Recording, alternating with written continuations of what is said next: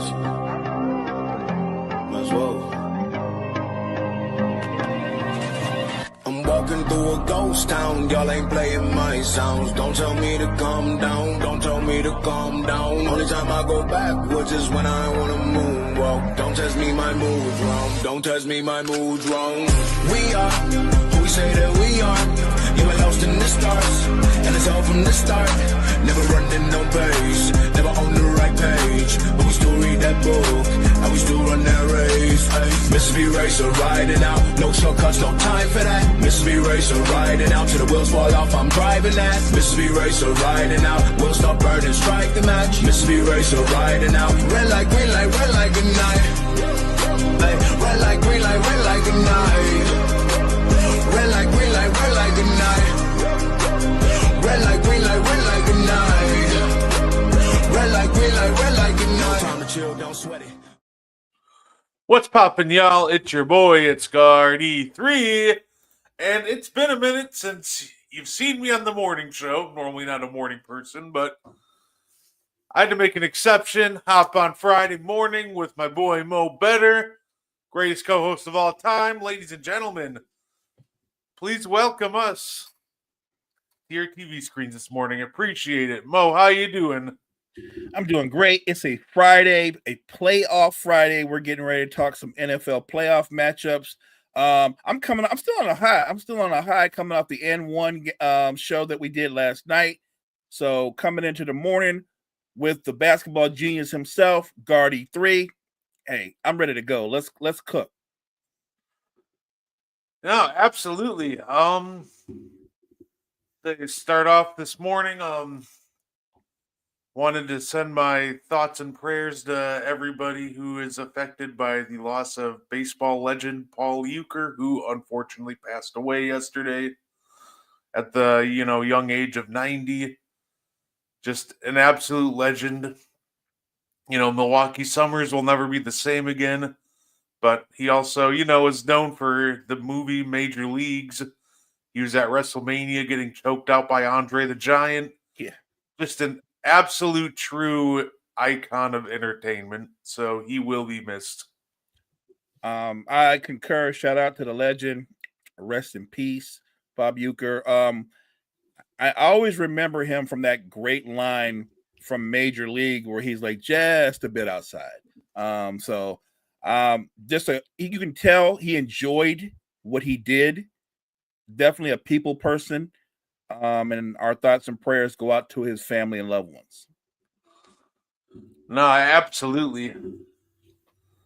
And Mo, we got some NFL playoffs to talk, but before we get there, I got a couple of NBA questions I wanted to throw your way. And I wanted to start off with the Sacramento Kings. They fire Mike Brown. Doug Christie has them playing very inspired basketball right now. Do you think that this changes their outlook long-term on the season at all? Or is this another case of short-term, new coach? They're all excited to play for him. Do you think Doug Christie's a long-term fix, and does your outlook of the season for the Kings change at all with their recent play? To give Doug Christie credit, the Kings are 8-2 under Doug Christie. I don't know if this is a sustainable thing or is this a new coach high that they're on? Because I didn't come into the season thinking the Sacramento the Kings were title contenders. I came into the season, even with the addition of DeMar DeRozan, who I didn't think was a natural fit for how they play, thinking they could make the playoffs. And they looked like they were struggling to achieve that under Mike Brown. They just weren't playing inspired basketball. So do I think currently the run that they're on, is it sustainable in the sense that they can make the playoffs? Yes. Does it change my outlook in terms of, are they a team to be watched in the playoffs? Are they a title contender? They're not. They're just not. They're entertaining. They're fun to watch. They've got 3 guys that average over 20 points a game. They've got another guy, Malik Monk, that dropped 17. So they have firepower. And I heard just the other day somebody comparing Sabonis to guys like Embiid and Joker, saying, well, he's just as good. I think he's a really good player. And if you want to argue that he might be the 3rd or 4th best center, because he's not the 4th best big man in the league, he's not better than Giannis, not better than AD. I could keep going, but he's a really good player. And I think in the role that he has on the Kings as your 2nd or 3rd option offensively, that's kind of the role that he belongs in. Do I think you can build a team around Domantas Sabonis as your guy? I don't. But look, to get back to your question, yeah, I think Doug Christie has them on the right track. They're back to where they normally are. They're a top 10 offense, and now they're kind of a middle of the road defense, which means they're competing harder on both ends. So again, if Doug Christie can keep them like this, they can stay healthy, they're going to make the playoffs. Yeah, no, I completely agree. I think that Doug Christie is doing well, but as far as their long-term outlook, I don't see them any differently than I did before the season started, which if they get the right matchup, I think they can have the honor of getting knocked out in the 2nd round. But yeah, I'm not really sold on them making a Western Conference Finals run. And the other question I have for you, Mo, is it's really simple because we have to have this conversation again. Tom Thibodeau is playing his guys heavy minutes again. Out of the, in the terms of total minutes so far, I think 4 of the top 5s last time I checked were New York Knicks. The real question, is this sustainable, or do you think that Tim should cut back on these guys' minutes so they can make it all the way to the postseason ball? I think he should cut back on their minutes. I think that Tom Thibodeau, obviously, if you watch the Knicks play this season, 2 things are different about them. One, then normally you would say the Knicks kind of hang their hat as an aggressive defensive team. This Knicks team is not a very good defensive team. They're more an offensive-minded team. And second, Tom Thibodeau doesn't play young players. He doesn't play his bench. And that's where I think what they're doing isn't sustainable in the bigger picture. When you look towards the playoffs and you match up against Cleveland, or you match up against the Celtics or your Bucks, or the Magic, when they're whole, those teams go 8, 9 men deep. The Knicks go 6 or 7 deep. And the 7 that do play, the 2 that come off the bench, they play maybe 5 or 10 minutes, depending on if they make a mistake or miss a shot. They're sitting next to Tibbs. I have a friend who's a diehard Knicks fan, and it drives him crazy that Thibodeau plays the starters as much as he does.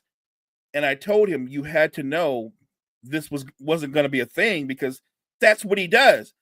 I could make a case that Tom Thibodeau took 3 or 4 years off of Joakim Noah and Luol Deng's careers because they were playing 40, 41 minutes a game for him at a much more physical time in the NBA.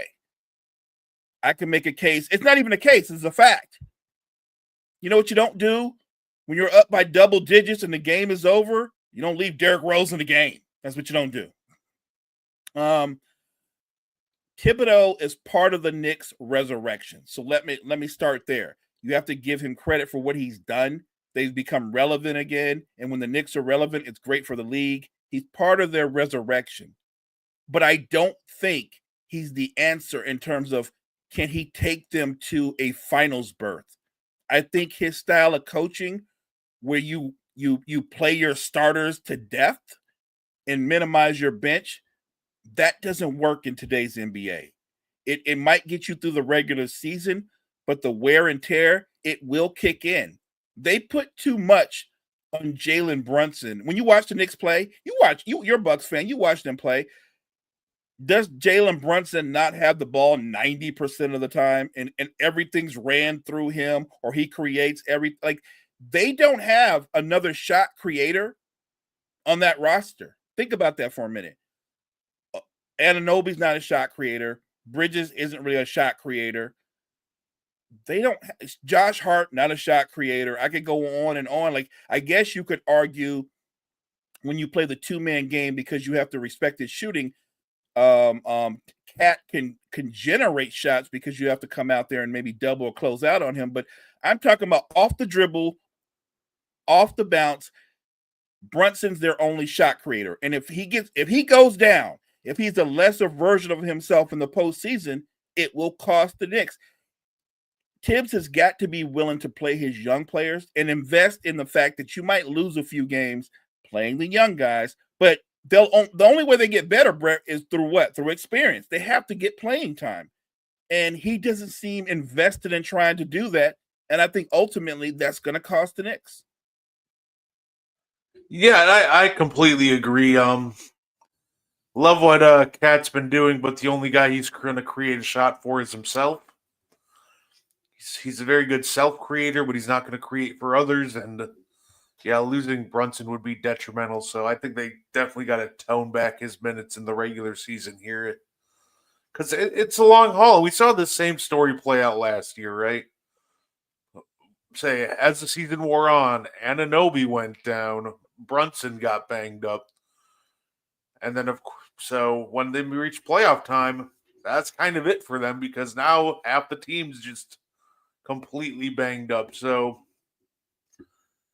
hopefully they can make it there in good health, but I don't think it happens unless if Tibbs changes his tune here.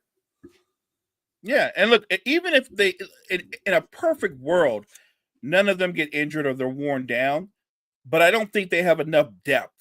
You're not going to win a title with that short of a rotation. You're not. It's not going to happen. Not in this NBA. And I think that's the thing. And I've heard Knicks fans go, well, it's not like they have the money to go out and make changes. Yes, you do. If you don't trust your bench, if you don't believe in them, then you package a couple of them to bring in a better bench. I'm not talking about a star. I'm just talking about giving you some depth. I don't care if they're veterans that you have the confidence to play and give minutes to. Right now, they don't do that. And I think it's detrimental to their starters because they're playing too many minutes. Yeah, no, absolutely. But you know what time it is, Mo? I get to talk basketball with you every Thursday. This is one of the few times I get to talk football with you, so I'm excited. But I think the first thing I want to ask you is, as we switch over to football, what do you think about the whole coaching situation in New England? Obviously, Mayo got canned. Here comes Mike Vrabel. Do you think Mike Vrabel is a good hire for the New England Patriots? Yeah, let's start there. First, I'm not one of those people saying that hiring Mike Vrabel is a wrong move, because I think he's a good coach. And like Mayo, he has close ties to the Patriots organization. What I am saying is I don't like the way the Gerard Mayo situation was handled. That's what I'm saying. You give a guy who came up in your organization, who was a positions coach, you interview him, you know who he is, and after you interview him, you say, Gerard, you're our guy. You're our guy, knowing full well you're in rebuild mode. You're in rebuild mode. He is the head coach. He's not the OC or the DC. And you have one of the least talented teams in all of the NFL. You know that. And you say, go out there with one of the worst offensive line, no explosive players on offense, young quarterback, win football games. And the realistic expectations for a team like that is, if we win 3 or 4 games and you can get some kind of continuity, that's what you look for. What you don't do is go, man, we only won 4 games. Why would that surprise you? Why would that be like, man, we're not very good? No, you're not very good. You don't have talent. You don't have any talent, and you're developing a young quarterback.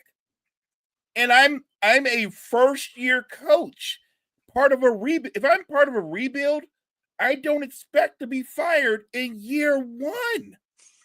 I don't understand that. Again, not hating on Mike Vrabel, good coach. But if Mike Vrabel has the same season as Gerard Mayo had this coming season, guarantee you he doesn't get fired. Yeah, I actually agree with that. I think Vrabel's a great coach, but I'm not sure what it was with Mayo that turned them off. I heard that, Kyle talk about this subject a little bit. And I still think it's wild. Like, it almost feels like, because, Bill Belichick had a couple of losing seasons before he went out. Right. And it's almost like, since he was so close to the, on that Belichick staff, it's almost like the stench of that, like, kind of carried with him. But, I've heard people say that, oh, well, he wasn't, he didn't really, he was learning. He didn't really know what he was doing. And it's like, yeah, it's his first year as a head coach. Of course, there's going to be a lot of growing pains. So, right. And he won the same amount of games with this roster as the greatest coach of all time at the NFL level. So, that's actually my biggest argument. The greatest coach in the history of the National Football League, he won 4 games too. That's kind of proof, like, if Bill can't do nothing with that roster and with that talent, what are you expecting from a head coach, a first-time head coach? You have to give him a chance to get with his GM, get with his scouts, get with his staff, and have a couple of drafts so that he can build the kind of team that he would like to build. And you gave him one and done. And I'm not anti Mike Vrabel. I just don't like the way the situation was handled. Yeah, absolutely. This coaching cycle is just wild. I don't think anything will top my favorite report, Mo, of the New York Giants telling Dable and Schoen that next year's playoffs are bust for them. As soon as I heard them give them that ultimatum, I was like, you're telling me the New York Giants are playoff or bust next year? Just fire them now if you don't believe in them. Just tell them. Yeah, you're done. That's tough. That one is the wildest story because, come on, man. Wait, look, this is a quarterback-driven league. It is. The Giants don't have a quarterback. But you tell the GM and the coach, like, well, and if you look at the Giants, you don't look at that roster top to bottom and go, man, this is a 10-11 win team. But the goal is playoffs or fired. Well, why don't you just go ahead and give them their severance package? Well, you know what I mean? You can save everybody a lot of heartache. They can go on and start moving because they're not going to make the playoffs. For the Giants to make the playoffs next year, there would have to be such a rash of injuries in their division. It'd be something like a plague that we've never seen before in football. And even then, I only give them a 50% chance of making the playoffs. Like, I think the Giants are a quarterback and a couple of drafts away from making the playoffs.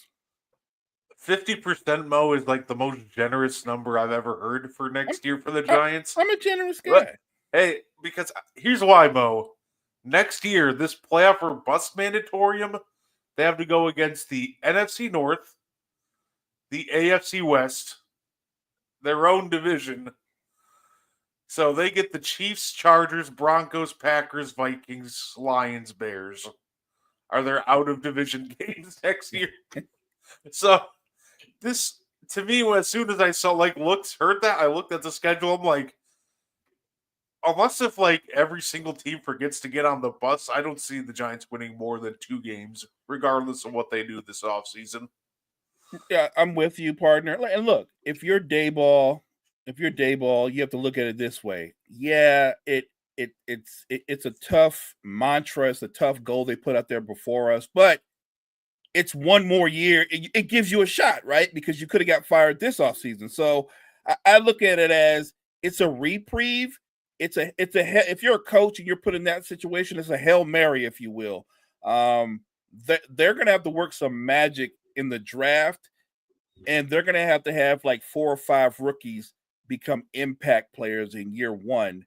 I'm not saying it's impossible because sports constantly surprises me. I'm just saying it's not likely, especially when, like you pointed out, factor in their division and then their non-division opponents. I said 50%. After hearing who their non-division opponents are, 50% was really generous. Yeah, no, if they make the playoffs, just build them a statue outside the stadium at that point. But, of course, we also have some football to talk about coming off of a fun wild card weekend. We have 4 divisional games this weekend, and I'm looking forward to them, Mo. And I figured, we can kind of go one by one. And, just kind of break them down. Just have a little fun with it. And we start off with the weekend with Texans and Chiefs. Texans are obviously coming off of a 32-12 win against the Chargers. And the Chiefs obviously earned that first round bye, only losing like 2 games all year. So, Mo, how do you see this one playing out with the Texans and Chiefs at 4:30 tomorrow? Let's start with the Texans offense. CJ Stroud has to play a clean football game. And when I say clean football game, no turnovers, no fumbles, no lost fumbles, no picks. He's got to play a clean. He doesn't have to pass for 300 yards, but he's got to play a clean football game.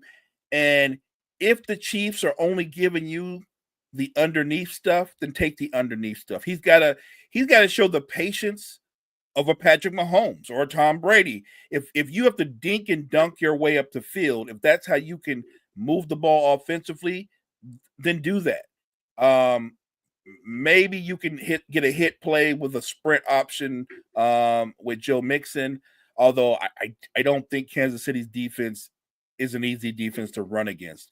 The problem I have with their offense is twofold. One, they have an average to below average offensive line. Two, if you take away the run and you put it all on Stroud's shoulders, immediately I think the Texans are in trouble because we both agree Stroud's a talent. And one day he'll be one of the better quarterbacks in football, but he's in year 2 where the league has adjusted to him and he's still struggling to adjust to the league.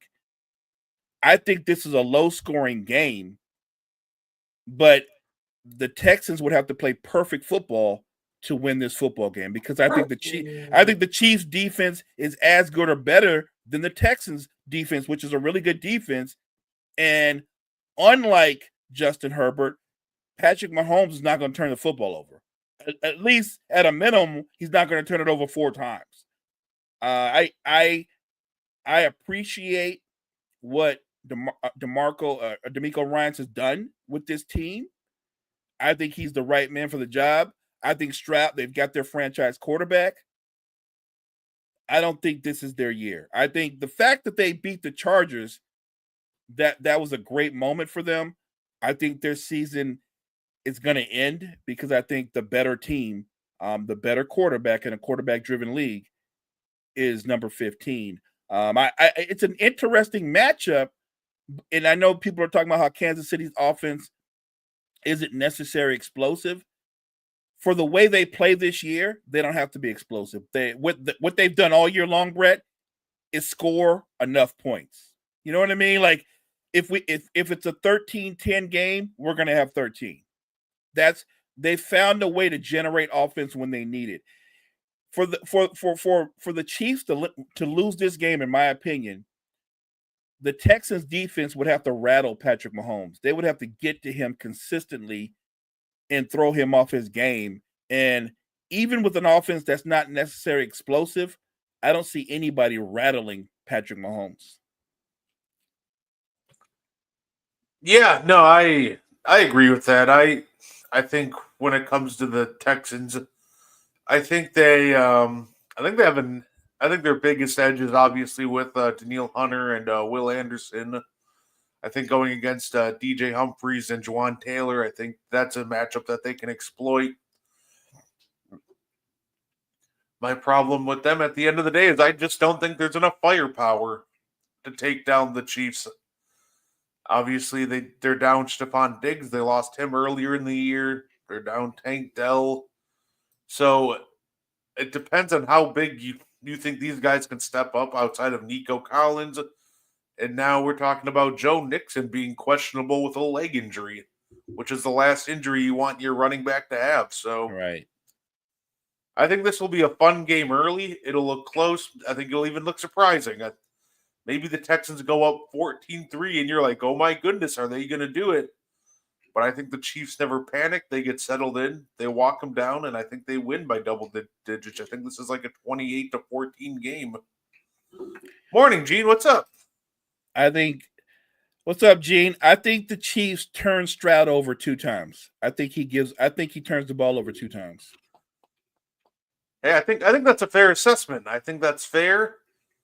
And I said this yesterday. I say it again. The big difference is going to be the Texans' defense. Like you said, they were able to rattle Justin Herbert. I don't see them being able to do the same to Mahomes. If he stays cool, calm, and collected, doesn't turn the ball over a lot, they'll be all right. Which brings us to this next game.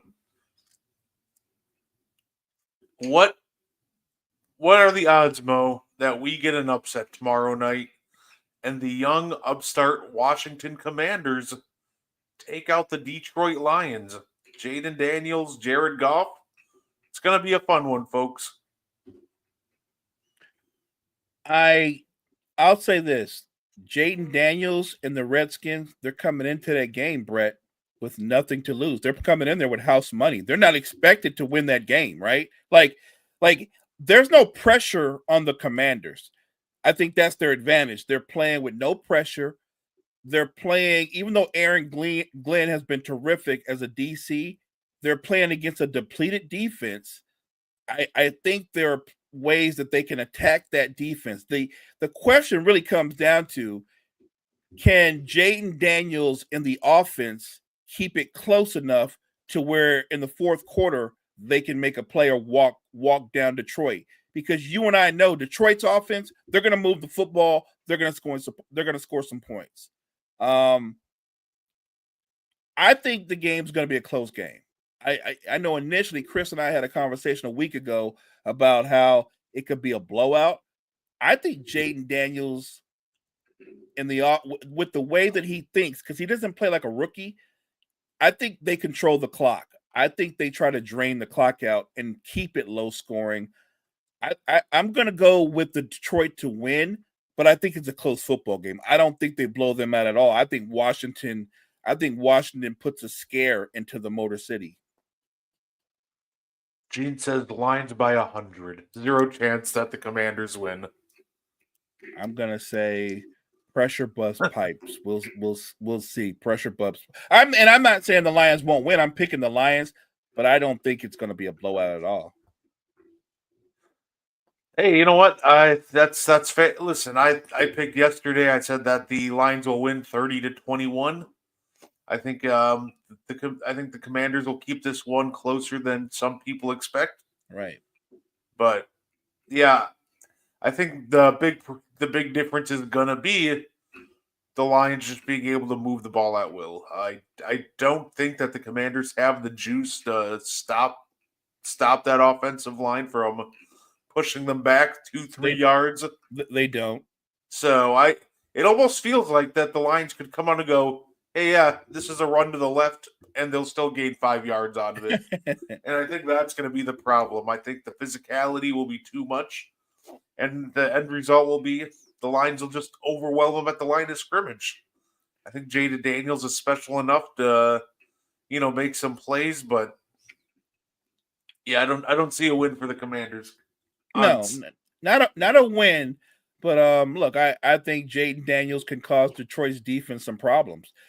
He didn't have to throw for 300 yards. What if he throws for 250 but runs for 80 yards or something like that? Like that's another way he can generate offense, and I fully expect him to do just that.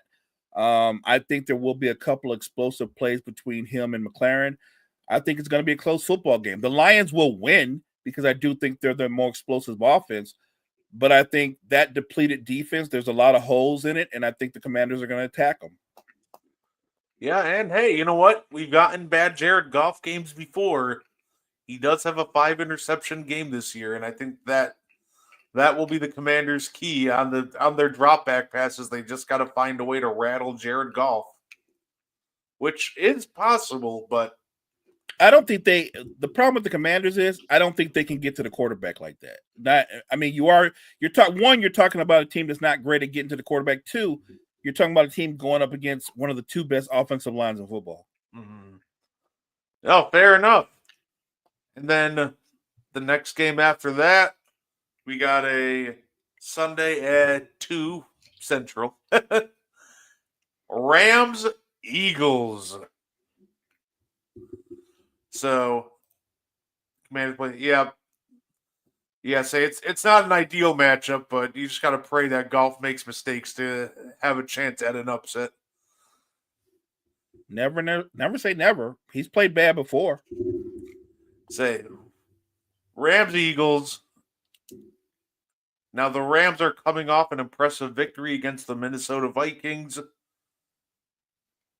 How do you see this one playing out, Mo? Who do you got? I got the Eagles winning. I got the more physical, dominant team winning. I always start every time we talk about a Matthew Stafford led team, especially the Rams. I'm always saying if Matthew Stafford can plant his feet, your defense is in trouble. I don't think Philly's going to let him plant his feet. I think they're going to attack not just their tackles. I think they're going to attack right up the middle. And so that's going to be a struggle for him because I think every time he drops back, somebody's going to literally be in his face. And I think this game is all about Philly's defense and Philly's offensive line. Philly's going to dominate the game because they're going to dominate the line of scrimmage. They get the best offensive line in football. You get the best running back in football. It's not a complicated formula. Hand the ball to Saquon 25 to 30 times. Let the defense dictate pace and dominate at the line of scrimmage. Philly's going to win.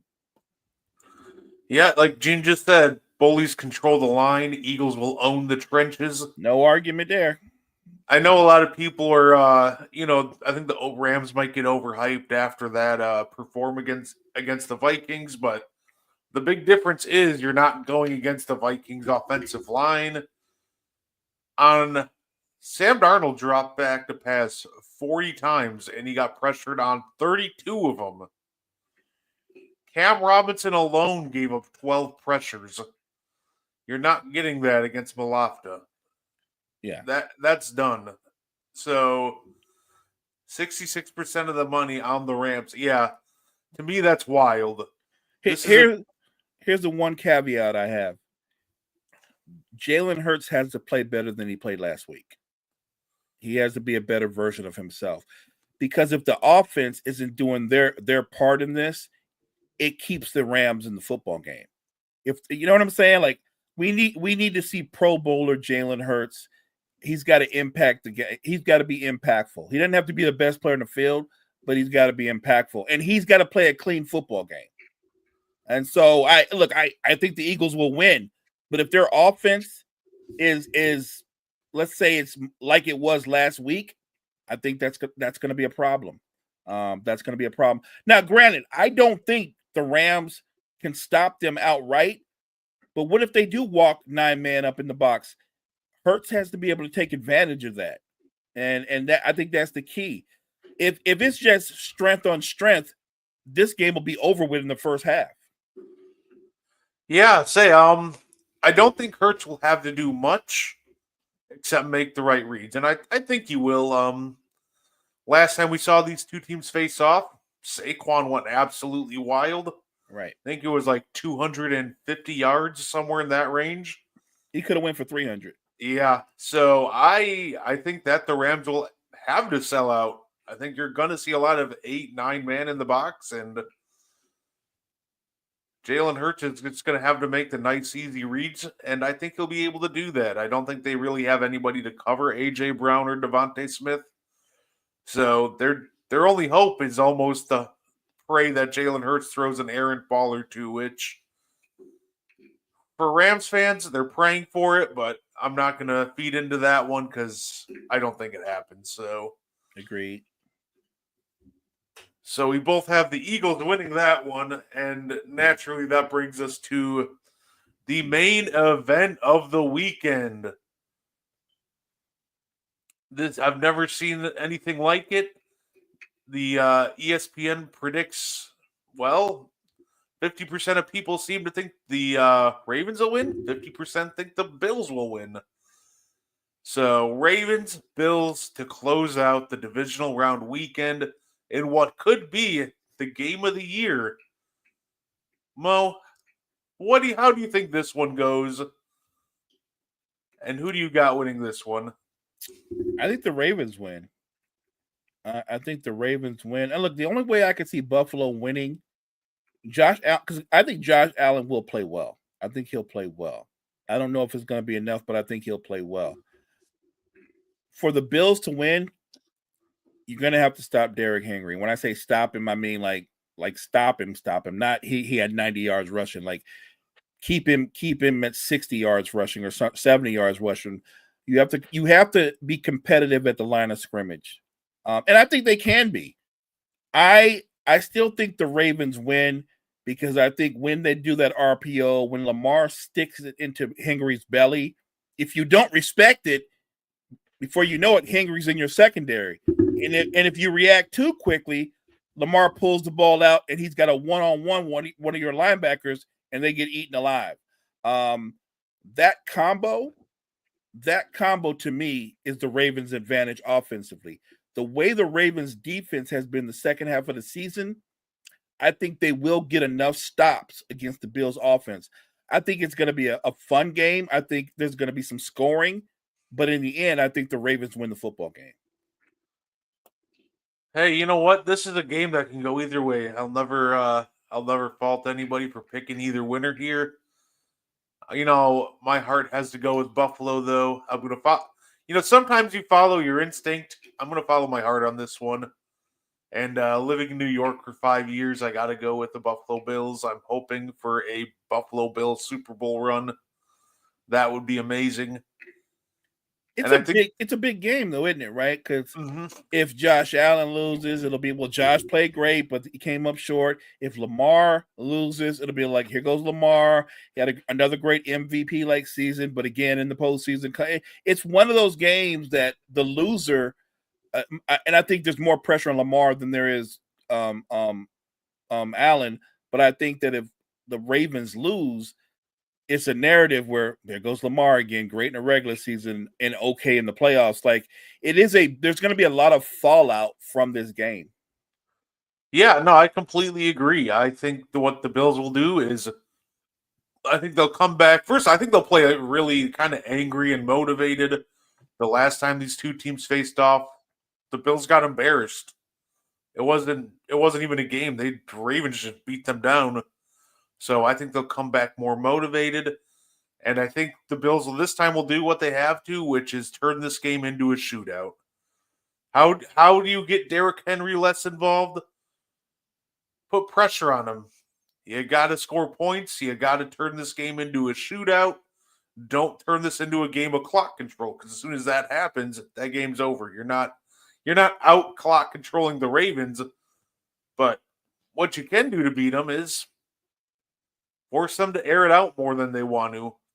Drag them to the deep end. See if they're comfortable, going throw for throw with Josh Allen. So I think this will be a fun game, regardless.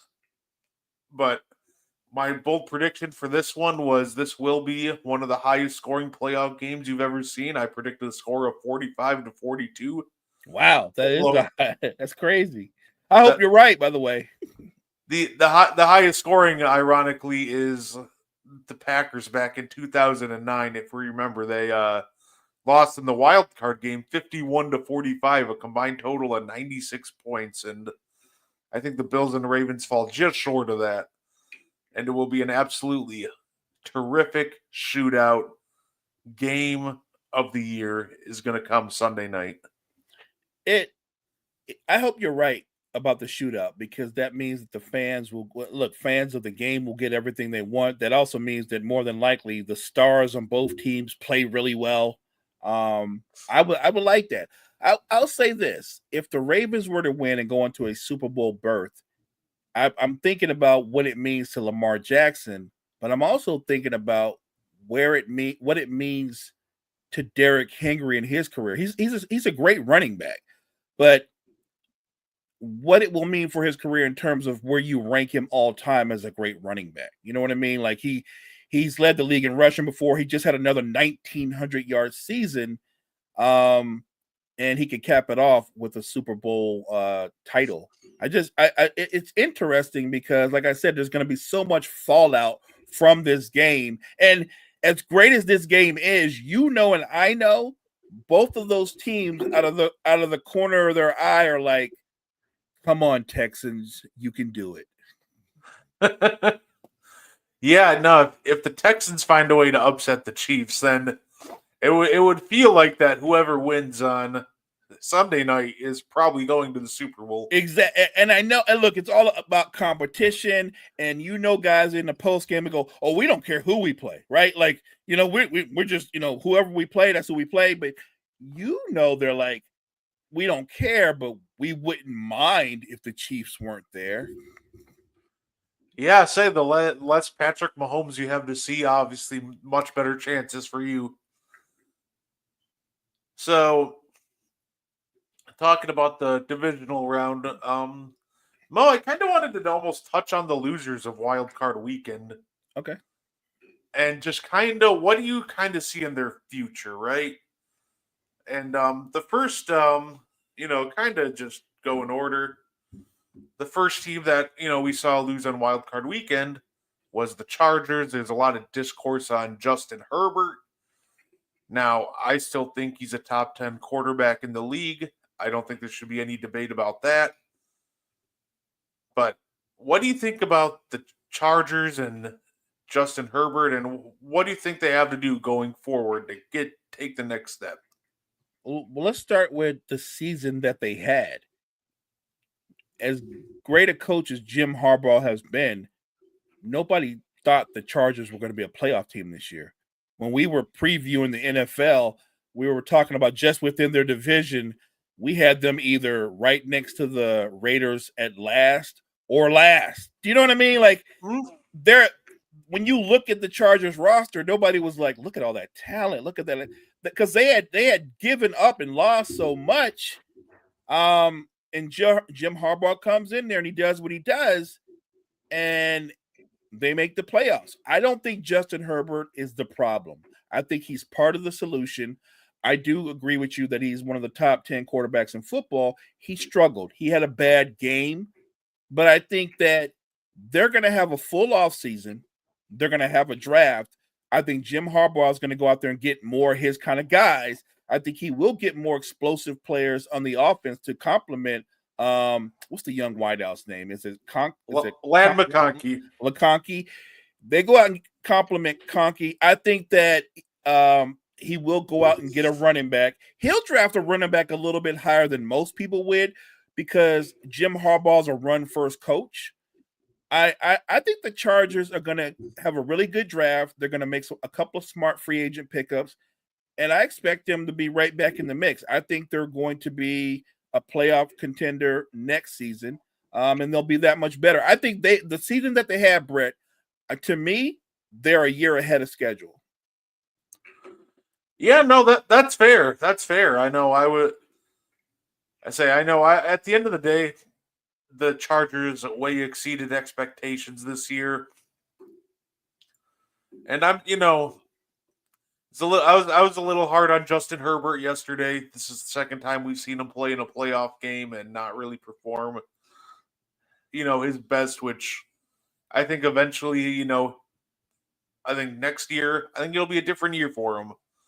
I think it'll be interesting to see where they go from here, but really the only place they can go is up as they get some more of the dead money off their books and just more talent in. Right. I'm looking forward to what they do next year. That's for sure. And then, of course, the Steelers, ironically, we touched on this one a little on And One. First time we got a football question on there. That was odd, but it was good, but I appreciate it. Say it. We, obviously, there's a lot of talk about Mike Tomlin. And, we both agree that he's not going anywhere. That the Steelers would be stupid to get rid of him. But what do the Steelers have to do to try to break out of this, to take that next step, to, win a playoff game next year? I'm wondering their process and how they approach the off season, because between Mike Tomlin, their GM, their scouts, the staff, you look at your offense and you know what you don't have. I think Pickens is a talented player, but I think he's a one because he's their one. He's the best wide receiver on that team. I think if there was an elite or a special wide receiver, then he'd be a two. I think they're running backs. I think they're replaceable. I think they're good football players, but they're not special running back. Harris is not a special running back. Neither. Look, to say running backs are replaceable. They're replaceable when they're Jags. They're replaceable. They've got Jags in the backfield. You need to get somebody that's a special talent. But more importantly than anything, if there's nothing else they don't get solved this offseason, solve your quarterback situation. You need a quarterback. It's a quarterback-driven league. You need a quarterback. Some people might argue that maybe the solution was on the bench this year. I don't know.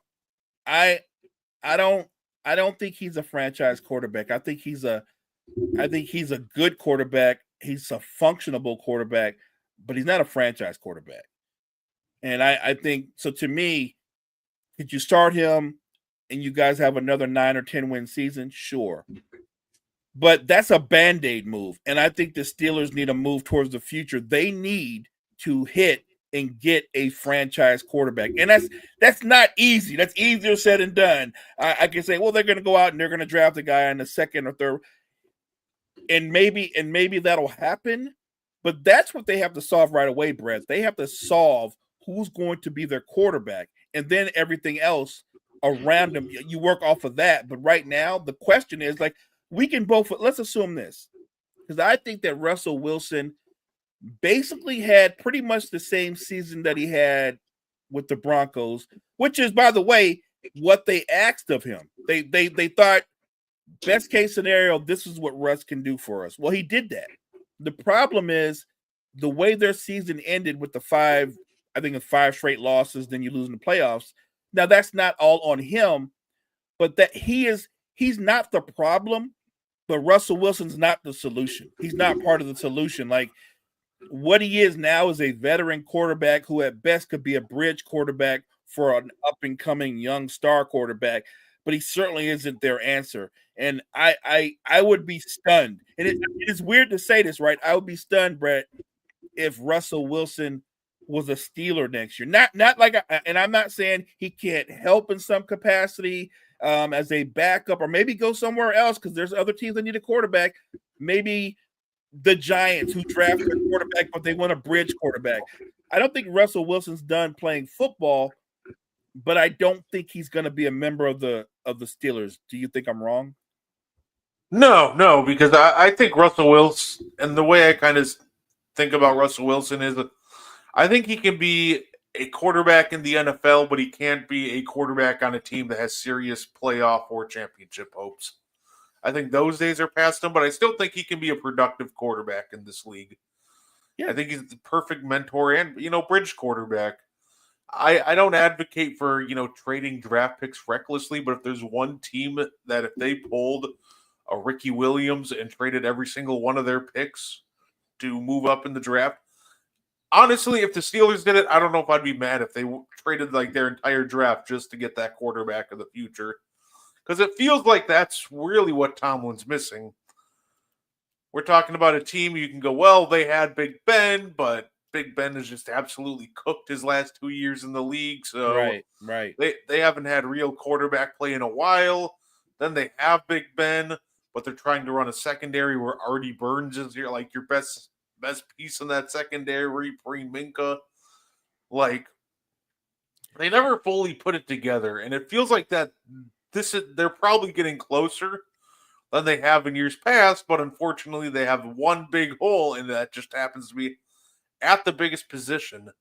So whether it's, maybe you try Justin Fields, maybe you trade for Joe Milton of the Patriots, see if you can develop him into something, bottom out for a year, and go get that quarterback next year.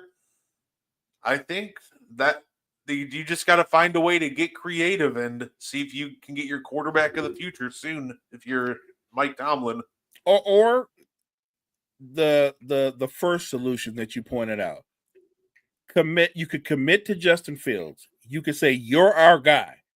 Whatever our record ends up being, you're going to be the guy. You're going to develop under us.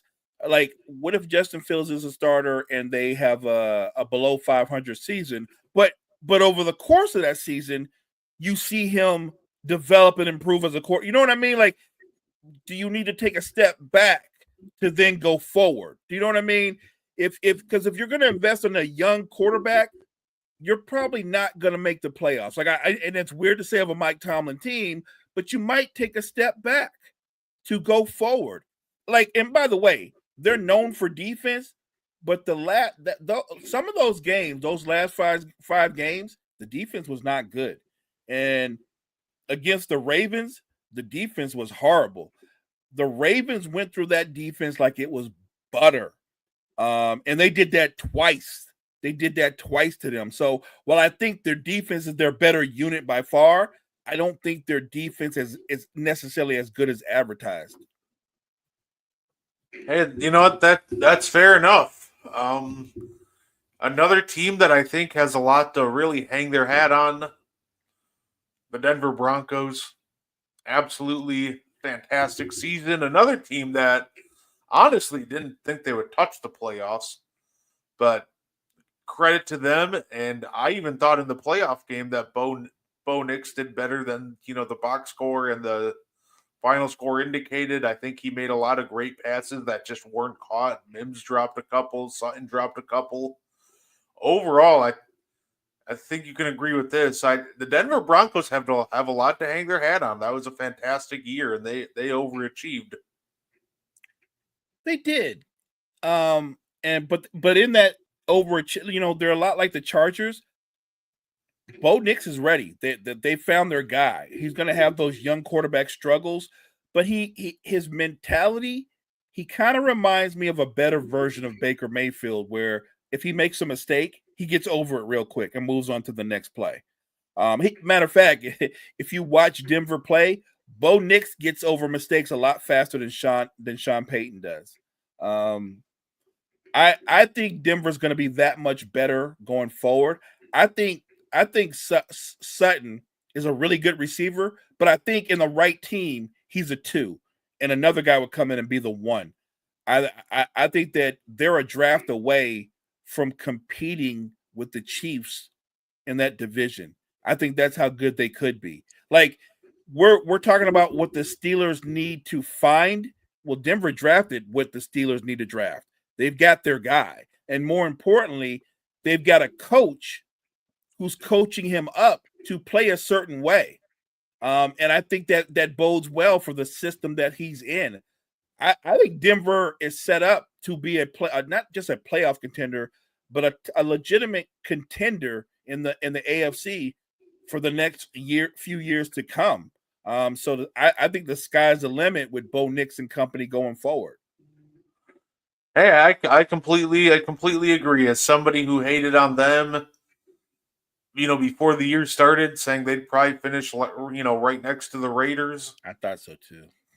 They, they way overachieved.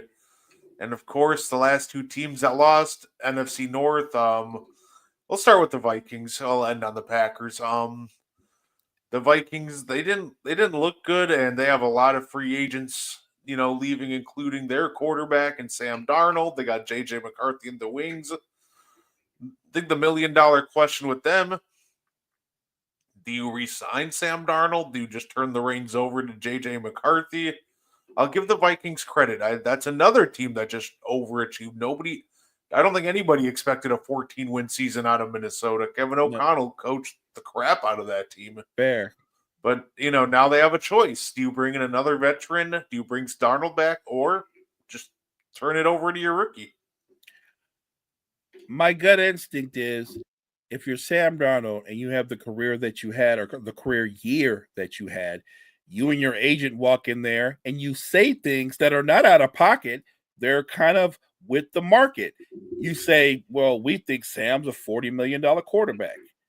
And then the Vikings go, well, we think those last two games show he's more of a $30 million quarterback. And they're going to say, well, we can't work with $30 million. And then the Vikings are going to say, it's not a problem. We're going to start JJ anyway. We're good. I don't think Sam Darnold returns unless JJ McCarthy has a setback physically. He's going to be the starting quarterback of the Minnesota Vikings, which means if he's your starting quarterback, you're not going to pay Sam Darnold. So I do not think Sam Darnold will be back as the quarterback for the Minnesota Vikings. However, I do think he will land somewhere and be somebody else's bridge quarterback, and he'll probably get about $30 million. Hey, that's a great great chunk of change for somebody. You kind of almost thought his career was dead after Carolina, New York, came in, completely revitalized himself. So, I'm happy for Sam. He deserves this paycheck. He went through a lot. He does, partner. Let me ask you a quick question. Because I know, if you're an agent, your job is to pump up your client.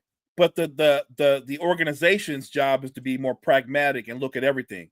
Is Sam Darnold better than Geno Smith?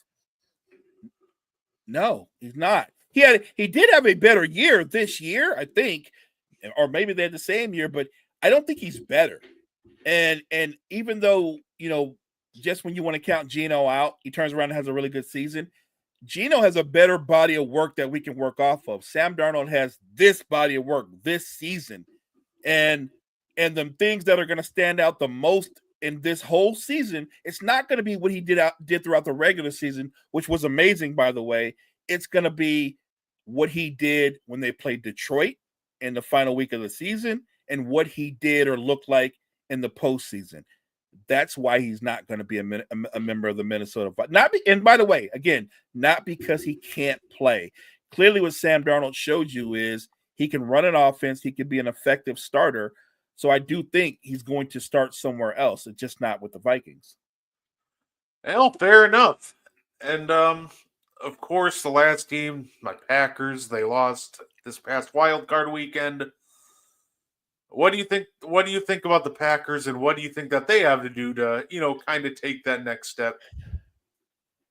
It's weird to say, but is it more about a little bit more maturity, more continuity? Because I like your running back. I love your receiving core. You've got a good offensive line, and you've got when we look at Jordan Love, we always talk about arm talent. Well, you've got that. You've got your quarterback. I think with them, it's a learning experience, and that you just got to come back better. I don't look at the Packers and go, well, they need to go out and have a big draft. And look, sure, could you add more playmakers on both sides of the football? No question. You can always add more. But if I'm being honest, they have enough playmakers right now. And what Jordan Love has to do better is take care of the football. He does. He's got to make better decisions. But I have no question he's the guy. I think the Packers are going to come back next year, win 11 or 12 games, and be right back in the thick of things. I don't think there's a major overhaul from a talented team, a talented young team, by the way. I think they come back and they don't miss a beat. That's fair enough.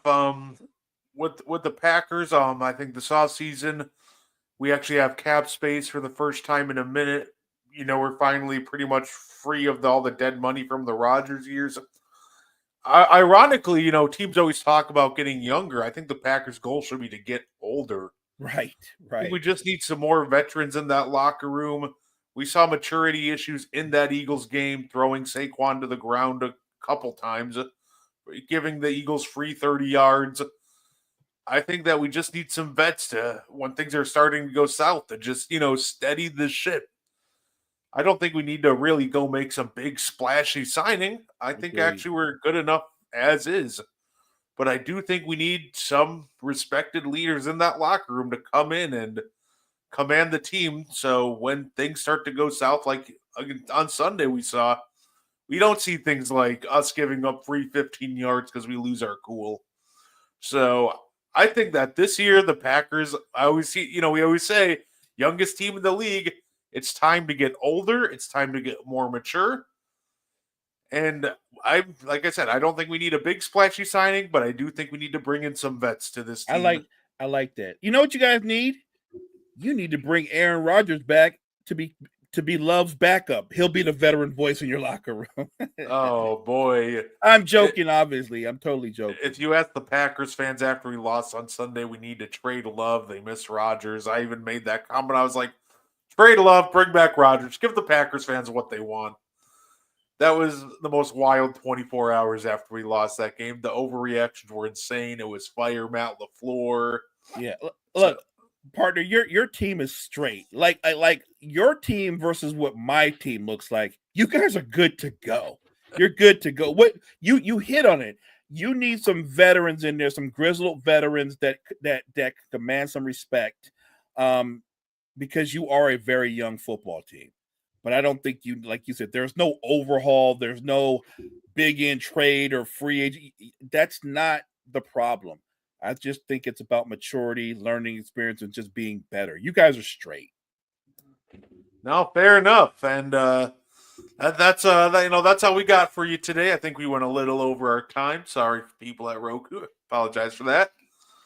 Mo, do you have anything you want to say before we get up on out of here? Thank you guys so much for joining us this week. Make sure you check out all the great content that we have at Wire to Wire Network. Wire to Wire Network, we appreciate you. Yeah, absolutely. You can see Mo and I again. We'll be back on Tuesday for the Meaty Boys podcast. You can see us on Thursdays for And One, and you can now see us Friday mornings for the morning show. So thank you, everybody, for tuning in. I hope you all have a great weekend, and please enjoy the rest of your day.